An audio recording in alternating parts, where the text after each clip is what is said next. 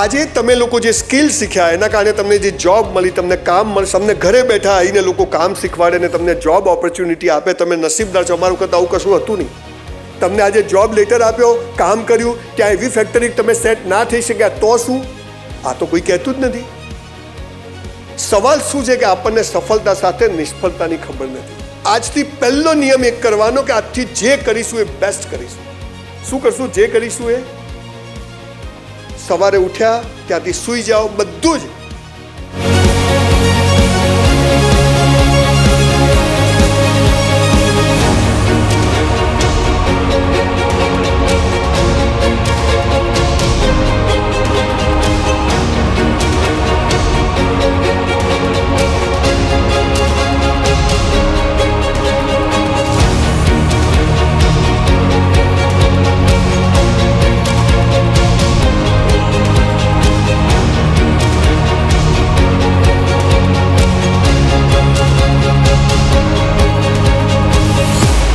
સરકાર દ્વારા શરૂ કરાયેલી DDU-GKY યોજના જે ગામડાના યુવાનોને તાલીમ આપીને રોજગાર ઉપલબ્ધ કરાવવા માટે સમર્પિત છે.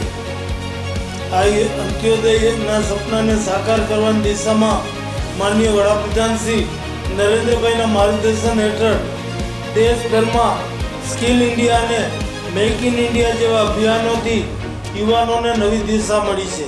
મિત્રો, દીનદયાળ ઉપાધ્યાય ગ્રામીણ કૌશલ્ય યોજના અંતર્ગત અત્યાર સુધીમાં 30,000થી વધુ લાભાર્થીઓને તાલીમ આપવામાં આવી છે અને 23,000થી વધુ લાભાર્થીઓને રોજગારી આપતા નિમણૂક આપવામાં આવી છે. આપણા રાજ્ય માટે આ ગૌરવની બાબત છે.